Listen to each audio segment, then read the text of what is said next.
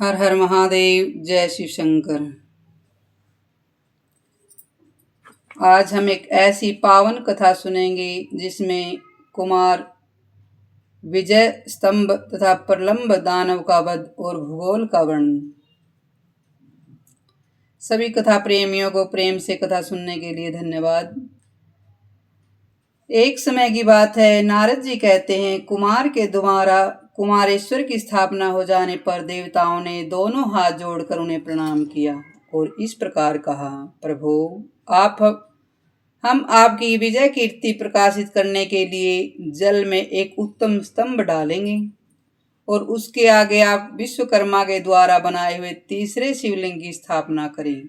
देवताओं के ऐसा कहने पर महामना सकंद ने तथास्तु कहकर अनुमति दे दी। तब इंद्र आदि देवताओं ने प्रसन्न होकर सुवर्ण एवं उत्तम रत्नों के बने हुए एक उत्तम स्तंभ को जल में डालकर खड़ा किया। उस खंबे के चारों ओर रत्नों का चबूतरा बनवाया। उस समय आकाश से फूलों की वर्षा हुई और देवताओं के बाजे बज उठे। उस स्तंभ का नाम रखा गया विश्व नंदक। उसका आरोपण हो जाने के पश्चात उसी के पश्चिम भाग में भगवान स्तंभेश्वर की स्थापना की गई। बोलिए स्तंभेश्वर भगवान की जय। कथा कहती है, मित्रों, स्तंभेश्वर से पश्चिम की ओर महात्मा सकंद ने अपनी शक्ति के अग्रभाग से एक कूप का निर्माण किया जिसमें पाताल गंगा प्रकट हुई।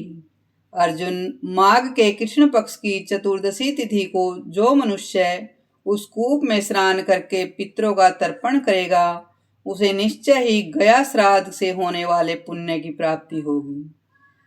तर्पण के पश्चात गंध और पुष्प से भगवान स्तंभेश्वर की पूजा करनी चाहिए। ऐसा करने वाला पुरुष वाजपेय यज्ञ के फल का प्राप्त करके भगवान शिव के परम धाम के आनंद का भागी होता है। कथा कहती है, जो पूर्णिमा और अमावस्या को महिसागर संगम में श्राद्ध करके स्तंभेश्वर का पूजन करता है उसके पितर तृप्त होते हैं, तृप्त होकर उत्तम आशीर्वाद देते हैं तथा वह पुरुष सब पापों का नाश करके भगवान रुद्र के लोक में प्रतिष्ठित होता है। यह बात स्वयं भगवान शंकर ने कार्तिकेय जी की प्रशंसा के लिए पहले कही थी। इस प्रकार सकंद द्वारा स्थापित किए हुए चौथे उत्तम लिंग को सब देवताओं ने प्रणाम किया और साधु साधु कहकर उनके इस कार्य की प्रशंसा की। बोली शंकर भगवान की जय। इस प्रकार भगवान शंकर के पुत्र सकंद द्वारा पृथ्वी पर स्थापित किए हुए उन शिवलिंगों का दर्शन करके विष्णु, ब्रह्मा, इंद्र आदि सभी देवता आपस में इस प्रकार कहने लगे, ओह, ये कुमार धन्य हैं जिन्होंने परम दुर्लभ महिसागर संगम में 4 शिवलिंग स्थापित किए हैं। हम लोग भी यहाँ आत्मशुद्धि के लिए भगवान शंकर और कुमार कार्तिकेय जी की प्रसन्नता के लिए, सत्कर्म का अनुष्ठान करने के लिए तथा अपने परम लाभ के लिए शिवलिंगों की परंपरा स्थापित करें। ऐसी सलाह करके सब ने भगवान महेश्वर से आज्ञा प्राप्त की। आज्ञा मिल जाने पर उन्हें बड़ी प्रसन्नता हुई और उन्होंने साक्षात ब्रह्मा जी के द्वारा बनाए हुए एक उत्तम शिवलिंग को एकांत में स्थापित किया। जिनका प्रयोजन सिद्ध हो चुका था, ऐसे ब्रह्मा आदि देवताओं ने उस शिवलिंग की स्थापना की। कथा कहती, इसलिए उसका नाम सिद्धेश्वर रखा गया। बोलिए सिद्धेश्वर महादेव की जय। फिर सब देवताओं ने मिलकर वहां एक उत्तम सरोवर खोदा और उन महात्माओं ने समस्त तीर्थों के उत्तम जल से उस जलाशय को भर दिया। इसी समय पाताल से शेषनाग के पुत्र कुमुद ने आकर शेष आदि सर्पगणों से कहा, तारकासुर के साथ जब युद्ध हो रहा था उस समय प्रलंब नामक दानव कुमार के भय से भागकर पाताल में जा घुसा था। वह इस समय आप लोगों के धन, पुत्र, पत्नी, कन्या और गृहों का विध्वंस कर रहा है। यह सुनकर कुमार कार्तिकेय ने शक्ति हाथ में ली और प्रलंब नामक दैत्य मारा जाए ऐसा संकल्प करके उसे पाताल की ओर छोड़ दिया। स्कंद ने हाथ से छूटी हुई वह शक्ति पृथ्वी को चीर कर बड़े वेग से पाताल में जा घुसी और 10 करोड़ दैत्यों से युक्त प्रलंब को भस्म करके जल की लहरों के साथ पुनः लौट आई। शक्ति ने पाताल को जाते समय जो बिल बना दिया, उस मार्ग से पाताल गंगा के पाप भारी जल आकर वहां पूर्ण हो गया। सकंद ने उसका नाम सिद्धकूप रखा। जो मनुष्य उपवास पूर्वक कृष्ण पक्ष की अष्टमी और चतुर्दशी को सिद्धकूप में स्नान करता है, अनन्य भाव से भगवान सिद्धेश्वर का पूजन करता है, उसका अनेक जन्मों का पाप क्षण भर में कट जाता है। जो सिद्ध कुंड में श्रद्धा पूर्वक स्नान करता है, वह सब पापों से मुक्त होकर भगवान शंकर की भक्ति के योग्य हो जाता है। उस तीर्थ में अक्षयवट भी है, उसके ऊपर संतुष्ट हो। वट वृक्ष प्रयाग के अक्षयवट के समान है। जो यहाँ श्राद्ध करता है, उसके पिंड देने से सब पितरों को अक्षय दान की प्राप्ति होती है। तदंतर ब्रह्मा आदि देवताओं ने सकंद के साथ जाकर महाशक्ति भगवती सिद्ध अंबिका से प्रार्थना की, देवी तुम यहीं रहकर इस क्षेत्र के दुष्ट जीवों की रक्षा करो। सुबह अष्टमी चतुर्दशी को जो लोग तुम्हारी पूजा करते हैं, उन सब प्रकार की आपत्तियों से तुम्हें रक्षा करनी चाहिए। उनके इस प्रकार कहने पर सिद्ध अंबिका ने तथास्तु कहकर उनकी प्रार्थना स्वीकार की। तत्पश्चात सिद्धेश्वर लिंग से उत्तर भाग में देवताओं ने भगवती सिद्ध अंबिका को स्थापित किया। उस तीर्थ में सभी देव समूह ने सिद्धेश्वर अक्षेत्र की रक्षा के लिए अक्षेत्रपति के रूप में चतुष्ट महेश्वर की स्थापना की। उसके बाद देवताओं ने सिद्धि के लिए महाशिव जी के पुत्र गणेश जी की स्थापना की और सिद्धि विनायक के नाम से स्थापना हुई। बोलिए सिद्धि विनायक भगवान गजानन की जय। जो लोग प्रत्येक कार्य के आरंभ में सदा उनकी पूजा करते हैं, उन सब को यह प्रबल विघ्नराज सिद्धि प्रदान करने वाले होते हैं। इस प्रकार उस तीर्थ के सिद्ध सप्तप की जो लोग सदा पूजा दर्शन स्मरण करते हैं, वे सब दोषों से मुक्त हो जाते हैं। सिद्धेश्वर, सिद्धवट, सिद्ध अंबिका, सिद्धि विनायक, सिद्धेश, अक्षेत्राधिपति, सिद्धसर और सिद्धकूप, ये 7 सिद्ध सप्तक कहलाते हैं। सिद्धेश के संबंध में देवताओं ने भी ये गाथा गाई है। जो मनुष्य सिद्धलिंग का पूजन करेगा, उसके द्वारा हम सब देवता यज्ञ जप स्तोत्र तपस्या द्वारा संतुष्ट किए हुए के समान हो जाएंगे। कथा कहती गई, सिद्धेश के पूजन से सभी देवता प्रसन्न होते हैं। यों कहकर वे सब देवता बड़े हर्ष के साथ आनंद को प्राप्त हुए और सकंद के साथ उस क्षेत्र में चले गए। सकंद ने मारुत सकंद नाम से प्रसिद्ध सप्तक सकंद को प्रस्थान किया। अर्जुन, इस प्रकार मैंने तुमसे महिसागर संगम तीर्थ का 5 लिंगों का वृतांत कह सुनाया है। कुंती नंदन, सृष्टि के पहले यहाँ सब कुछ अव्यक्त एवं प्रकाश शून्य था। उस अव्यकृत अवस्था में प्रकृति और पुरुष, ये 2 अजन्मा जन्म रहित एक दूसरे से मिलकर एक हुई, यह हम सुना करते हैं। उसके बाद अपने स्वरूपभूत स्वभाव और काल की प्रेरणा होने पर पुरुष के इक्षण सृष्टि विषयक संकल्प से क्षोभ की प्राप्ति हुई। प्रकृति से महतत्व की उत्पत्ति हुई, फिर महत्व से विकार आने पर अहंकार प्रकट हुआ।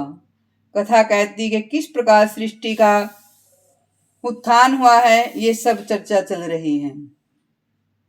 मुनियों से उस अहंकार को सात्विक, राजस और तामस भेद से 3 प्रकार का बतलाया है।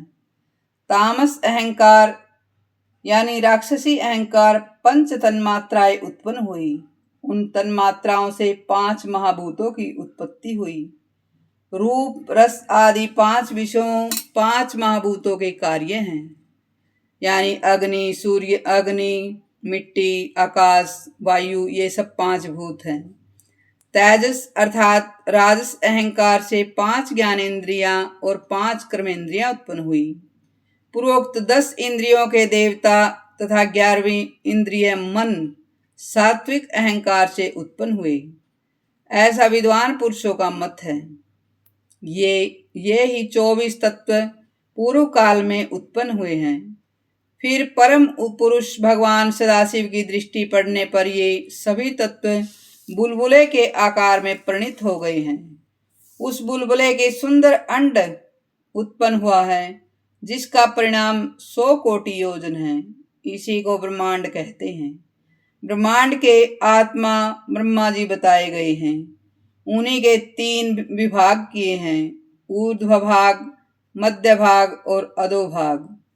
ऊर्ध्व भाग स्वर्ग है, उसमें देवता निवास करते हैं। मध्य भाग भूरलोक है, जिसमें मनुष्य रहते हैं। अधो भाग पाताल है, जिसमें नाग दैत्य निवास करते हैं। ये ही ब्रह्मांड के 3 विभाग कहे गए हैं। इनमें से एक एक विभाग के पुनः 7 भाग ब्रह्मा जी ने किए हैं, जो 7 पाताल, 7 द्वीप, 7 स्वर्गलोक के रूप में प्रसिद्ध हैं। पहले मैं 7 द्वीपों का वर्णन करूंगा, उनकी कल्पना सुनो। पृथ्वी के मध्य भाग में जम्बू द्वीप है। इसका विस्तार 1 लाख योजन बतलाया जाता है। जम्बू द्वीप की आकृति सूर्यमंडल के समान है। वह उतने ही बड़े खारे पानी के समुद्र से घिरा हुआ है। जम्बू द्वीप और क्षार समुद्र के बाद शाक द्वीप है, जिसका विस्तार जम्बू द्वीप से भी दुगना है। वह अपने ही बराबर प्रमाण वाले अक्षीर समुद्र यानी दूध के समुद्र से उसके भी बाद उससे दोगुना पुष्कर द्वीप है, जो दैत्यों के मदोन्मत्त कर देने वाले उतने ही बड़े सुरा समुद्र से घिरा हुआ है।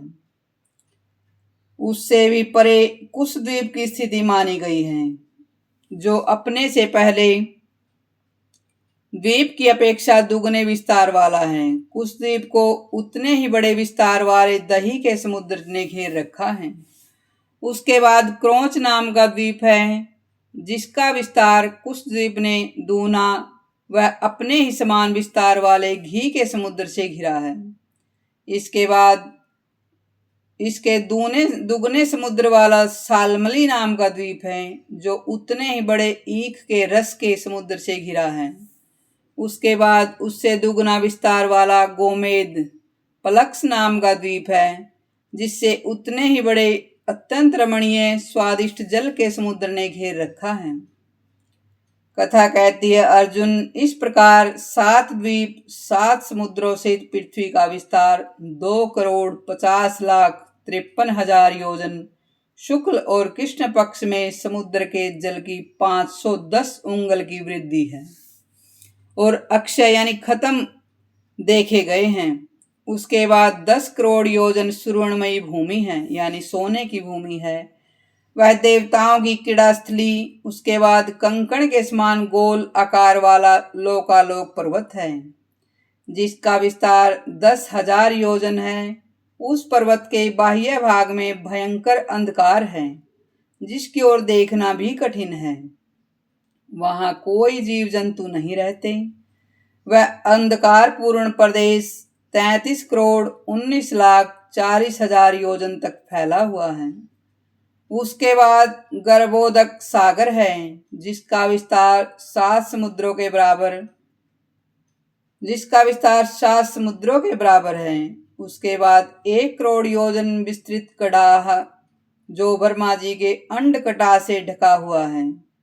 ब्रह्मांड के मध्य भाग में मेरू पर्वत है।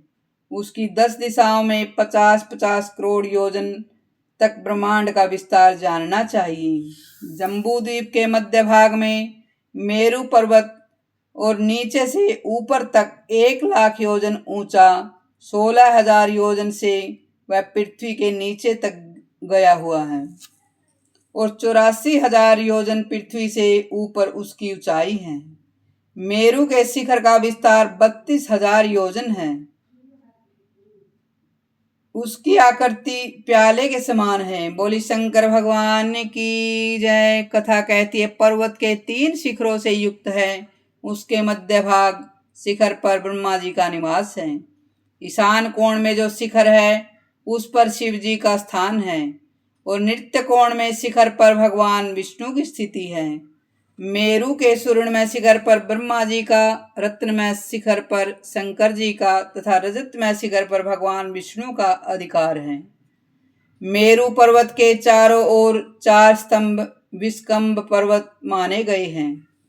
पूर्व में मद्राचल, दक्षिण में गंधमादन, पश्चिम में सुपार्श्व तथा उत्तर में कुमुद नामक पर्वत है। मंदराचल पर्वत पर कदम्ब का विशाल वृक्ष है जो विशेष रूप से जानने योग्य है। इस प्रकार गंधमादन पर्वत पर जम्बू वृक्ष, सुपार्श्व पर्वत पर अश्वत्थ वृक्ष और कुमुद पर्वत पर वट वृक्ष की स्थिति मानी गई है। ये चारों वृक्ष उन पर्वतों की ध्वजा के समान हैं। इनका दीर्घ विस्तार 1100 योजन है। इनके 4 वन हैं जो पर्वत के शिखर पर स्थित हैं। पूर्व में नंदन वन, दक्षिण में चैत्ररथ वन, पश्चिम में ब्राज वन तथा उत्तर में सर्वतोभद्र नामक वन है। इन्हीं 4 वनों में 4 सरोवर भी हैं।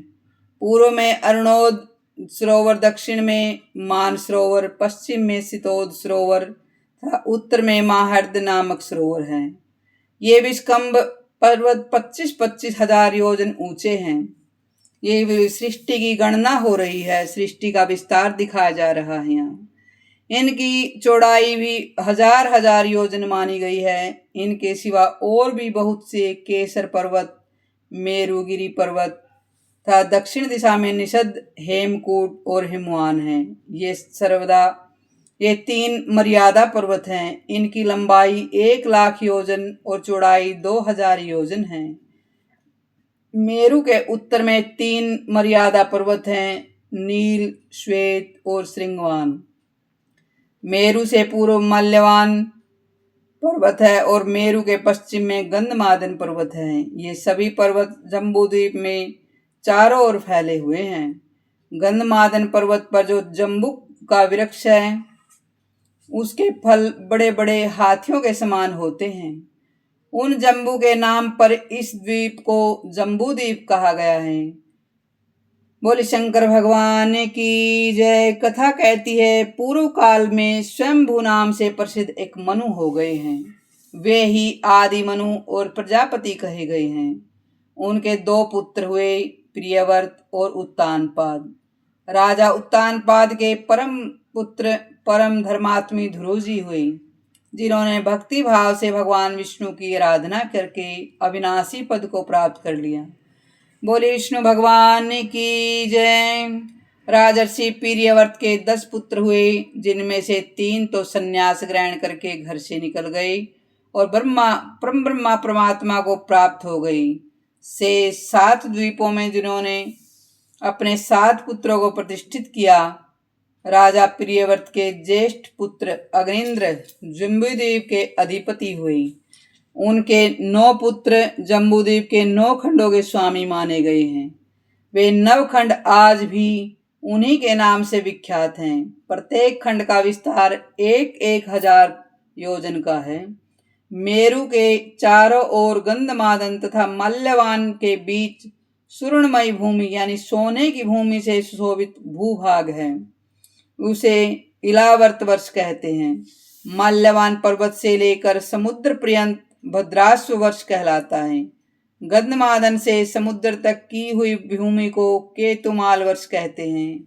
श्रृंगवान पर्वत से आरंभ करके सागरगत के भूखंडों को कुरु वर्ष कहते हैं। श्रृंगवान श्वेत पर्वत के बीच का भाग हिरण्यमय वर्ष कहलाता है। नील श्वेत पर्वत के बीच में रम्यक वर्ष है। निषिद्ध और हेमकूट के बीच में हरिवर्ष है। हरिवर्ष की स्थिति है। हिमवान और हेमकूट के मध्य भाग का भूभाग किम पुरुष वर्ष माना गया है। हिमालय से लेकर समुद्र तक के भूभाग को नाभि खंड कहते हैं। नाभि और कुरु ये दोनों वर्ष धनुष की सी आकृति वाले हैं। मानो जैसे धनुष को मुड़ा हुआ देखा हो, उसी प्रकार की आकृति है। ऐसे क्रमशः हिमवान और श्रृंगवान पर्वत प्रत्यंचा के स्थान पर स्थित बताए गए हैं। नाभि के पुत्र ऋषभ हुए। ऋषभ से भरत का जन्म हुआ, जिनके नाम पर इस देश को भारतवर्ष भी कहते हैं। हे अर्जुन, कथा कहती है यहाँ धर्म, अर्थ, काम और मोक्ष चारों पुरुषार्थों का उपार्जन होता है। ऐसा कार्य सिर्फ भारतवर्ष में ही होता है। भारतवर्ष के सिवा अन्य सब द्वीपों और वर्षों में केवल भोग भूमि ही है। शाक द्वीपों में 1000 योजन विस्तृत शाक वृक्ष और उसी के नाम से उस वर्ष को शाक द्वीप कहा गया है। हे राजन, राजा प्रियव्रत के पुत्र मेधातिथि उस द्वीप के अधिपति हैं। उनके 7 पुत्र हुए, पुरोजव, मनोजव, पवमान, धूर्मानिक, चित्ररेप, बहुरेप अर्थात विश्वधार। ये उनके पुत्रों के नाम हैं। इन्हीं नामों से प्रसिद्ध वहाँ 7 खंड शाक द्वीप में ऋतिवर्त, सत्यवर्त, दानवर्त, अनुवर्त नाम वाले 4 वर्णों के लोग हैं, जो वायु स्वरूप भगवान के नामों का जप करते हैं, जो अपने प्राण आदि वृत्तियों के द्वारा संपूर्ण भूतों के भीतर प्रवेश करके उनका पालन पोषण करते हैं तथा यह जगत जिनके अधीन है, वे अंतर्यामी ईश्वर साक्षात वायुदेव हम सब की रक्षा करें। कुश द्वीप में 1000 योजन तक कुशों की झाड़ी है। उसी के चिन्ह से चिन्हित होने के कारण उसको कुश द्वीप कहते हैं। राजा प्रियव्रत के पुत्र हिरण्यमा उस द्वीप के स्वामी हैं। उनके वसु, वसुदान, दृढ़रुचि, नाभिकुप्त, सत्यवर्त, विविक्त और वामदेव, इन 7 पुत्रों के नाम से 7 वर्ष कुश द्वीप में हैं। माँ के 4 वर्णों का नाम कुशल, कोविद, अभियुक्त और कुलक है। ये भगवान अग्निदेव की इस प्रकार स्तुति करते हैं। हे अग्निदेव, आप जन्म ग्रहण करने वाले संपूर्ण भूतों को जानते हैं, इसीलिए जातवेदा हैं। भगवान अग्निदेव का एक नाम जातवेदा है। साक्षात परम ब्रह्मा परमात्मा के लिए आप भविष्य पहुंचाया करते हैं। सब देवता परम पुरुष भगवान के अंग हैं, अतः उनके यजन द्वारा आप ही उन परम पुरुष का ही यजन करते हैं। क्रोच द्वीप में क्रोच नाम का पर्वत है, जिसका विस्तार 10,000 योजन है। उसी पर्वत को स्वामी कार्तिकेय ने विदीर्ण कर डाला। उसके चिन्ह से चिन्हित होने के कारण उस द्वीप का नाम क्रोच द्वीप है। वहां प्रियव्रत के पुत्र महाराज धृतपृष्ठ का अधिकार है। उनके 7 पुत्र हुए, आम, मधुरूह, मेघपृष्ठ, सिद्धामा, वज्राष्ट, लोहितापर्ण तथा वनस्पति। इन्हीं के नाम पर उस द्वीप के 7 वर्ष हैं। वहां पुरुष, ऋषभ, दर्विण और देवक नाम वाले 4 वर्णों के लोग रहते हैं और जल स्वरूप भगवान की स्तुति करते हैं। हे जल, तुम परम पुरुष परमात्मा के रेतस को और परमेश्वर ही तुम्हारी शक्ति है। तुम भू, भुवः और स्वः इन तीनों लोगों को पवित्र करते हो, अतः स्वभाव से ही पाप नाशक हो। हम अपने शरीर से तुम्हारा स्पर्श करते हैं, तुम हमें पवित्र कर दो।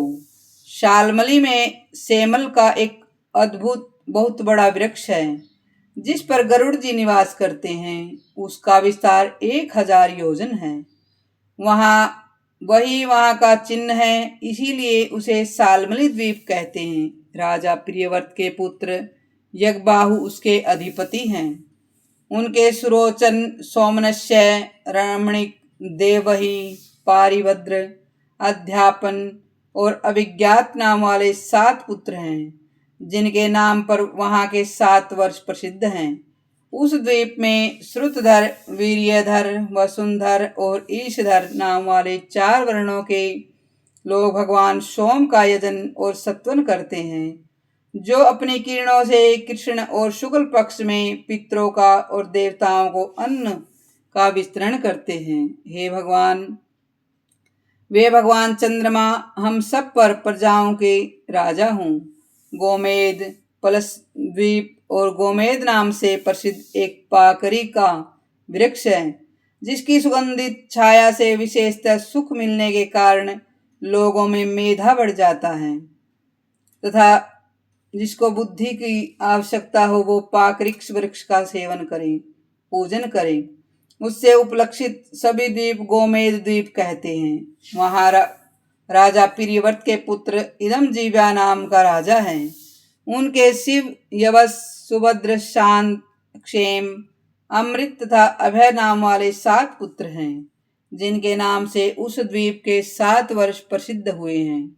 वहाँ हंस, पतंग, उर्दचन और सत्यांग नाम वाले 4 वर्णों के लोग रहते हैं। जो लोग भगवान सूर्य की आराधना करते हैं, जो भगवान पुराण पुरुष भगवान विष्णु का स्वरूप है, जो सत्य, ऋत, वेद, अमृत और मृत्यु के आत्मा है, उन भगवान सूर्य की हम शरण लेते हैं। पुष्कर द्वीप में 1000 योजन तक विस्तृत स्वर्ण में कमल दैदीप्यमान होता है, जिसके लाखों स्वर्ण में जल शोभा पाते हैं। वहीं वहाँ का चिन्ह है, इसीलिए उसे पुष्कर द्वीप कहते हैं। राजा प्रियव्रत के पुत्र वितिहोत्र वहाँ के अधिपति हैं। उनके 2 ही पुत्र हैं, रमणक और धातिक। इन्हीं के नाम से उस द्वीप को 2 खंड प्रसिद्ध हैं। इन दोनों खंडों के मध्य भाग में मानस्तर नाम का पर्वत है, जिसकी आकृति कंगन के समान है और उसी के ऊपर भगवान भास्कर भ्रमण करते हैं। वहाँ वर्ण विभाग नहीं है, सब समान और केवल ब्रह्मा जी का चिंतन करते हैं। वे इस प्रकार प्रार्थना करते हैं, जो सुप्रसिद्ध कर्म फल स्वरूप हैं, साक्षात ब्रह्मा में ही जिनकी स्थिति है, सब लोग जिनका पूजन करते हैं और जो एकांत निष्ठ, अद्वितीय एवं परम शांत हैं, उन भगवान ब्रह्मा को नमस्कार हैं। पुष्कर द्वीप के निवासियों में क्रोध और मात्सर्य यानी जलन नहीं होती, पुण्य और पाप की प्रवृत्ति भी नहीं होती। उनकी आयु 10,000 वर्ष से लेकर 20,000 वर्ष की होती है। वे लोग जप करते रहते हैं और देवताओं की भांति भांति अपनी पत्नियों के साथ वहां विहार करते रहते हैं। हे अर्जुन, अब मैं तुम्हें ऊपर के लोकों की स्थिति भी बतलाऊंगा। बोली शंकर भगवान की जय। इस कथा से हमें यह शिक्षा मिलती है कि पुष्कर द्वीप में निवास करने वालों के अंदर काम, क्रोध आदि कोई भी दुष्ट वृत्ति नहीं होती। बोली शंकर भगवान की जय। अगर आपको कथा अच्छी लगी तो लाइक, शेयर, कमेंट अवश्य करें। धन्यवाद।